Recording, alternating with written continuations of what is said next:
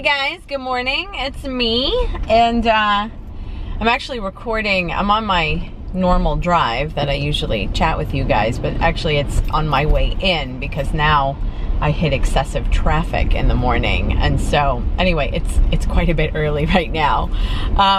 So I can kind of feel like I still look a little sleepy. But anyway, I'm happy to be back, being able to chat with you guys. I'm happy to be back to my normal routine. I just got back from my cruise. It's kind of almost been a week now, which is really nice. I had a fabulous time, but there is definitely something to be said for, you know, going back to your normal routines and the things that you're used to doing and having a refreshed kind of nice perspective about the whole thing. So that's really cool. I had, like I said, I had a great time on my cruise. Actually, I think the vlog about it is going up today. So if you're watching this, then perhaps you've already seen the vlog of the vacation itself, of the cruise. I've cruised before. I've been to the Caribbean and I've been to Alaska, which, by the way, the Alaskan cruise was absolutely amazing out of Washington State. But this time, we went out of New York to Bermuda, obviously, and I think I enjoyed cruising quite a bit more before, or maybe it was just the design of this particular cruise. You know, we sailed for 3 days before we got to Bermuda, and then we were there for 3 days and didn't sail at all, and then sailed for almost 2 days coming home. And on all my other cruises, it was, you know, sail a day and a half, hit a port, and then be there for a day, and then sail again, and then go to another port, and then sail again. I think all the sailing all together kind of was giving us a little bit of cabin fever.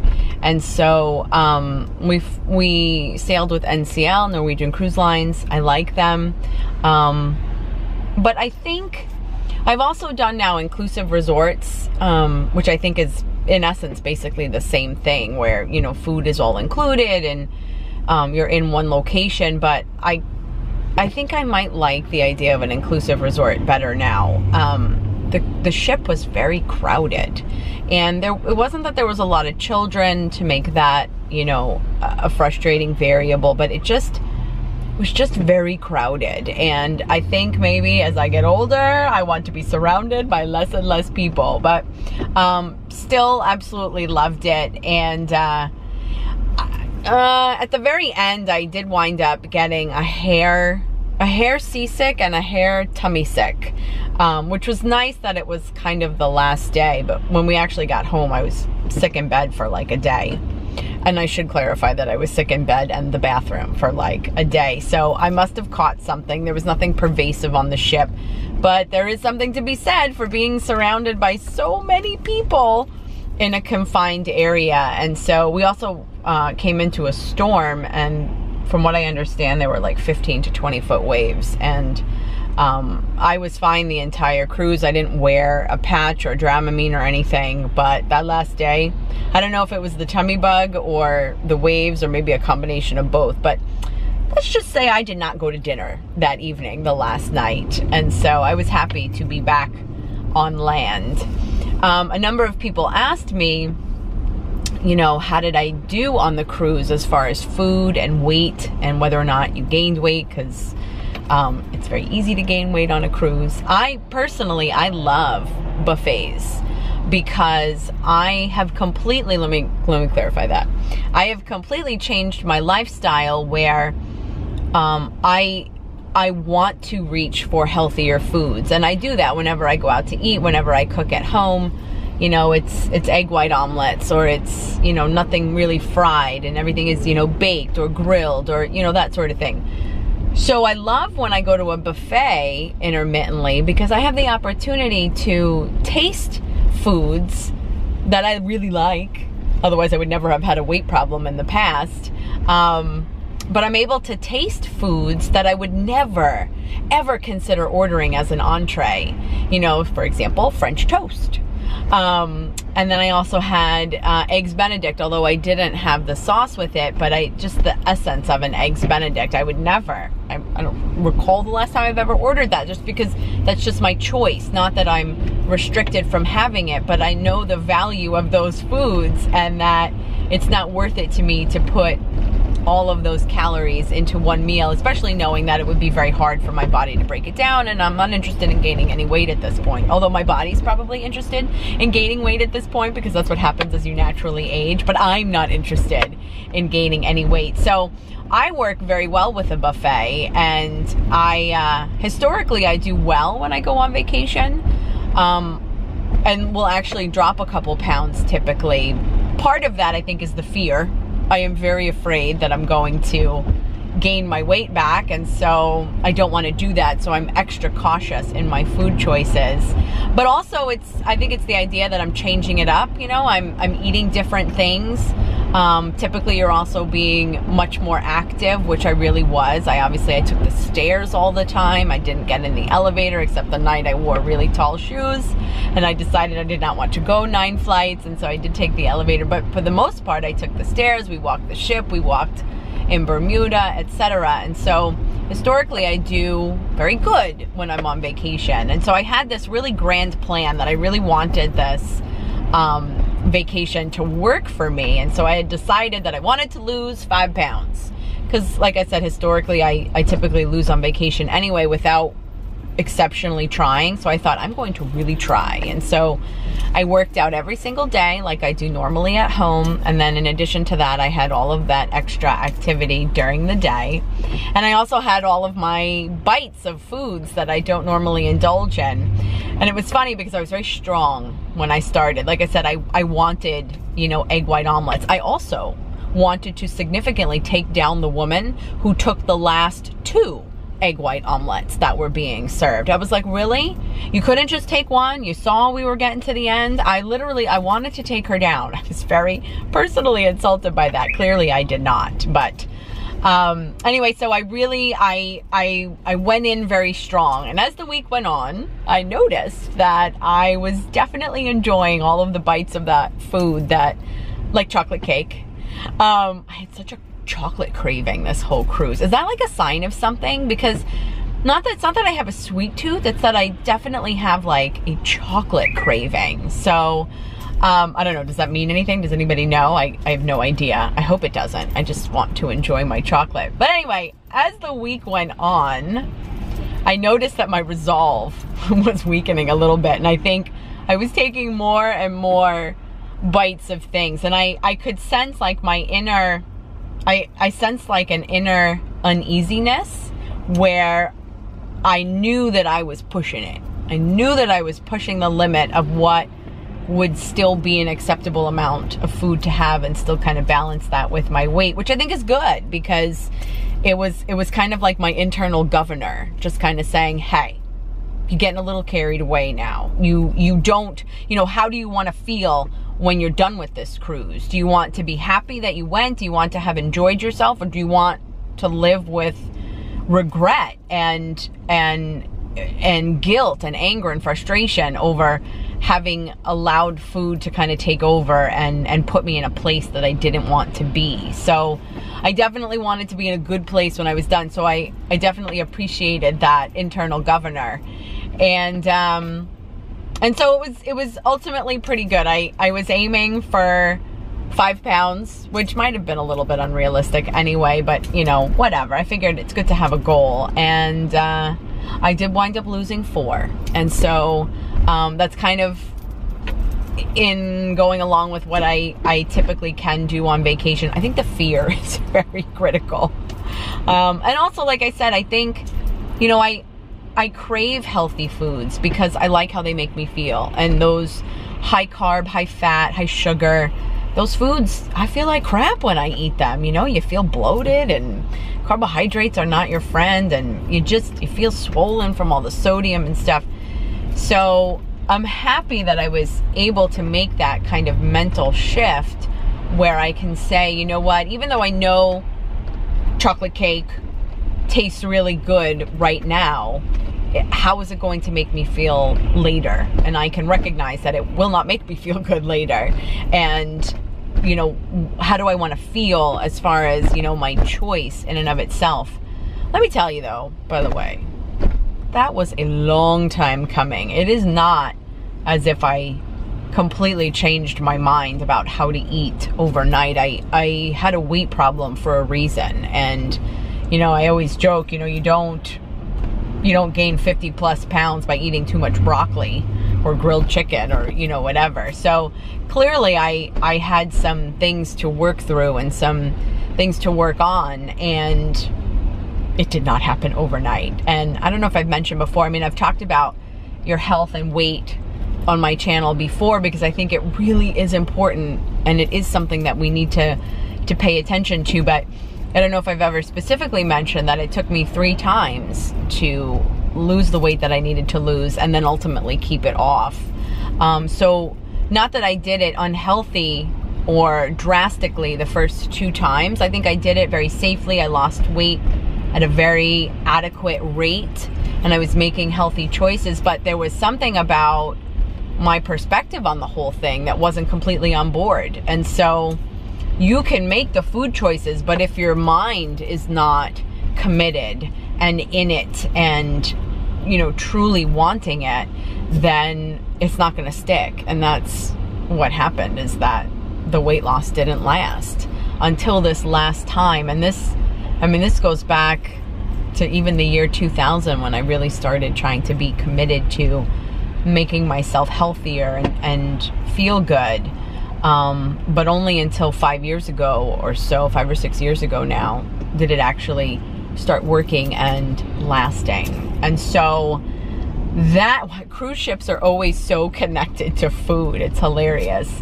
And so that's kind of my, I showed you the vlog, which was kind of the inaction stuff, but I kind of just wanted to give you a sense of just kind of what my personal opinions were. P.S. by the way, I got to see Rock of Ages with actual Broadway cast members. Rock of Ages is incredible. I had on the ship, I had no idea. I didn't even know what, I had no concept of what that was, probably because I was living in Washington State for a long period of time and not near New York City Broadway, and I know it travels the country, but Rock of Ages was incredible. Oh my God, what a good story. Probably one of my most favorite Broadway shows to date. And so that was really a treat. And then there was other incredible shows, comedians, musicians, dancers. I definitely really enjoyed that. I enjoyed that feature and that aspect of being on a cruise. But I'm kind of thinking that my next vacation, my next big vacation, will be something of like an all-inclusive sort of resort, because I need to be around less people. Something I want to add about this particular vacation, you saw that I went with my mom and my brother and my sister-in-law and my nephew, which was phenomenal. And it had been, not this particular cruise or this particular trip, but it had been both of my parents' wish to take their kids and their spouses on a family vacation once my husband and I moved back to New York. And so this particular vacation in and of itself was a little bit bittersweet, obviously, because my dad wasn't there, and he was historically and typically the life of the party. That's all he enjoyed doing, was having a good time and making sure that other people were having a good time. And so I didn't know how the week was going to turn out. And ultimately, I think it rests with your own personal perspective. What am I talking about? I chose throughout all the moments, you know, I thought of him quite a bit during the week, of course. And rather than say to myself specifically and literally, rather than say to myself, oh, he would have had a good time right here, I'm so sad he's missing it, or too bad he's not here, or oh darn it, I wish, you know, he was here to experience this and that and whatever. I believe that if you continue to think that way, you will just drag yourself down and become a self-fulfilling prophecy where you become sad. And ultimately, my father would never have wanted that. Refer back to 2 minutes ago where I said that he just wanted to have a good time and make sure that everybody else had a good time. And I really believe he was, you know, watching us and enjoying that we were enjoying ourselves. And so the perspective I chose to have that week, and then actually the perspective I've actually had since he died, which is coming up on a year now, is I was kind of inserting him into everything. Like, not that I was sad he missed it, I was imagining how he would have been if he were there in all of those situations. Like, there's footage of my nephew Marco, like, dancing up a storm, and he has dancing shoes, quote, which he says, can I put on my dancing shoes? Oh my God, that's hilarious. Well, my father loved to dance too. And at that moment, rather than think, oh, he's missing my nephew Marco and his dancing shoes and his crazy dance moves, I was instead thinking, oh my gosh, my father would be right out there with him dancing.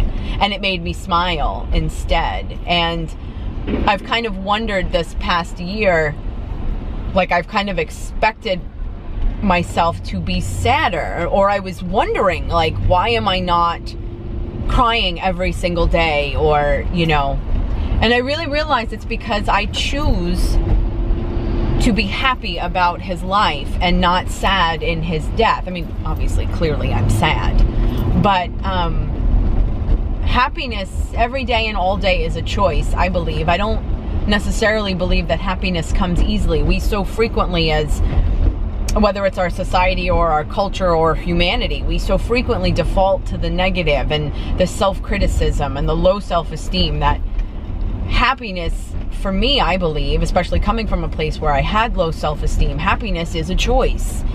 And I choose, even in death and grief, I choose to be happy. Not happy, but I choose to have the happier perspective. And so in my mind all week, I was putting my father at all of the tables at dinner when we had different restaurants and different really good food, and I could hear him in my head make all the silly comments that he would make about just anything. I mean, he just loved to laugh. And so I'm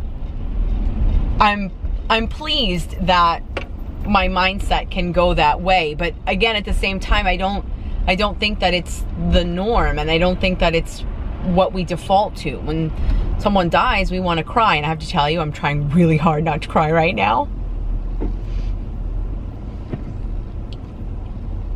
Okay, so maybe there isn't something wrong with me, because maybe I do have the ability to cry about it and get sad. But I've really been kind of analyzing it over the year, going, okay, well, I seem to have it together. And I wondered why. And I realized it was because I would rather honor his memory and all of the times he made me laugh, and picture him, oh my God, and literally picture him on that cruise with us, so that I didn't waste the time of, let's say, my life or our life being sad there, and knowing that he wouldn't want us to be sad, but then also creating this added experience and this added joy while on this cruise, and on this vacation that he was supposed to be at. And so he died very suddenly, but honestly, he lived, because his diagnosis was so quick and then immediately followed with his passing. He literally, though, was asymptomatic and lived up until the very end, and lived his life to the fullest up until the very end, with very minimal suffering towards the end, in the grand scheme of things.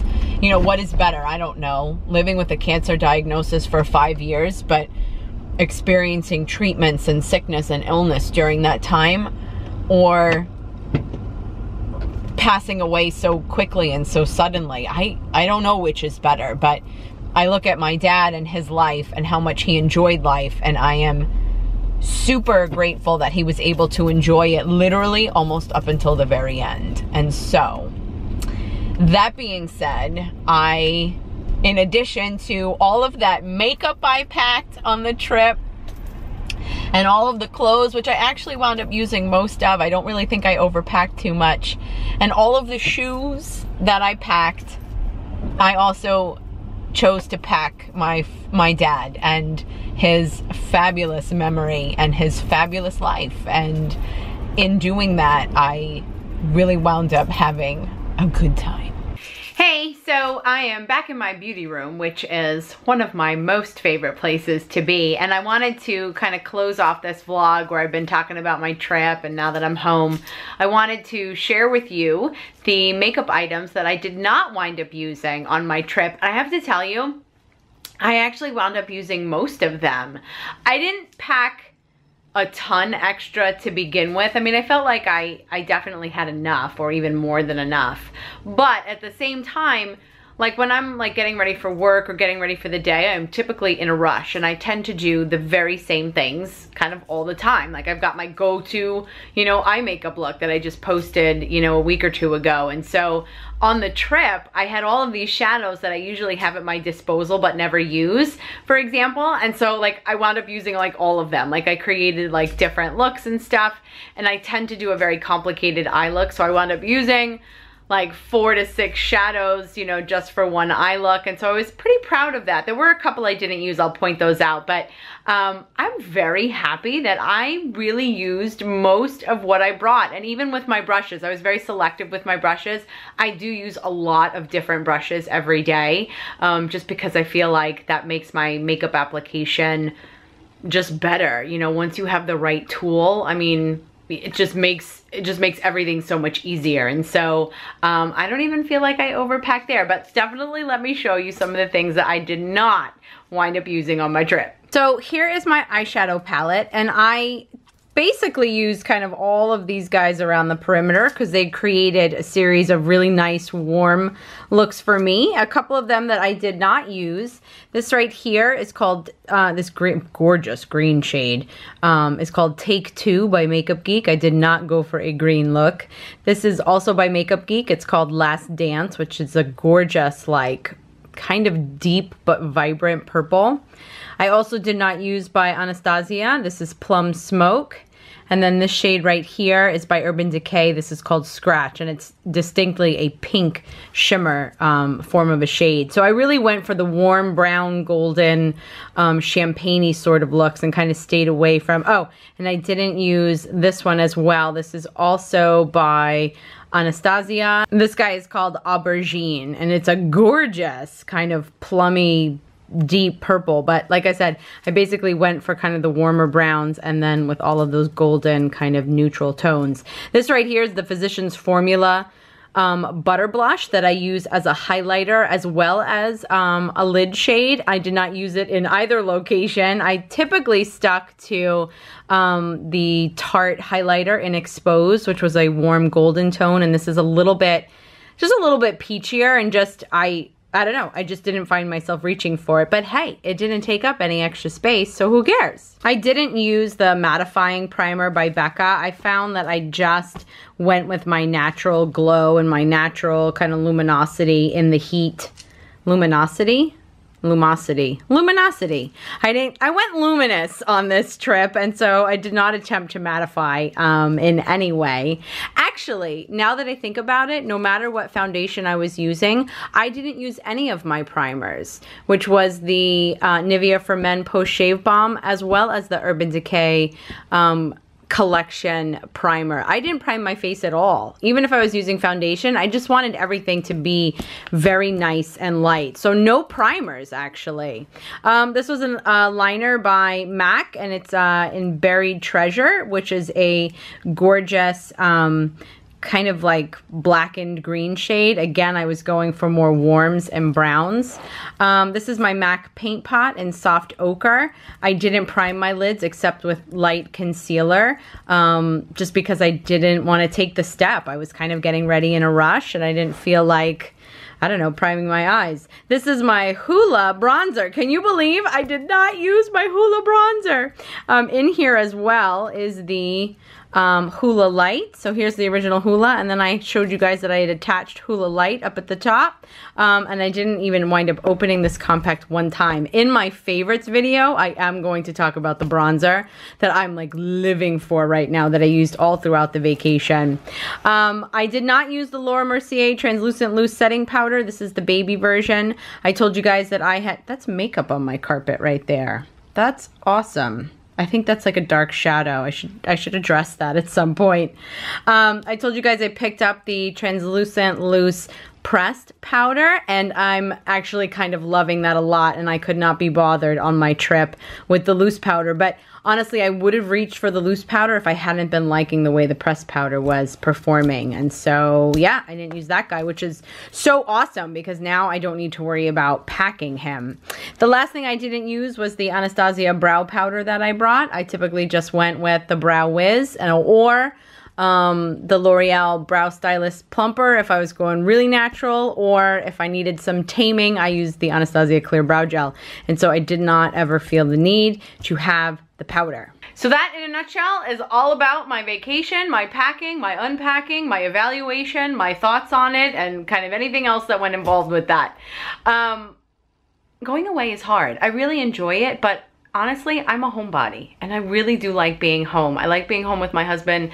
I like hanging out with my family, you know, when we're at home, and I love hanging out with my kids, who are my 2 dogs.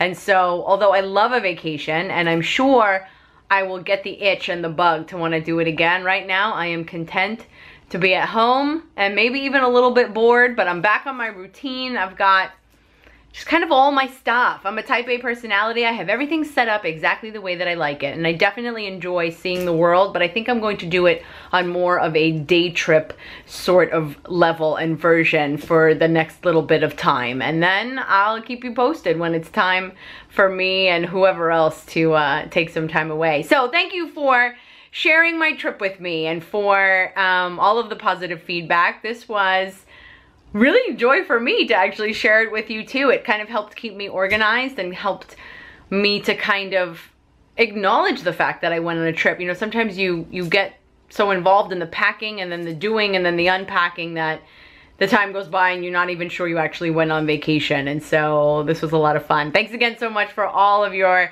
support and for spending all of your time with me. I hope you have a really good rest of the day. Are you guys headed anywhere this summer? Where are you going? Because you might actually give me the itch and I might have to, that didn't sound good. You might actually motivate me to travel someplace else. So anyway, thanks again. I look forward to seeing you next time. And in the meantime, thanks.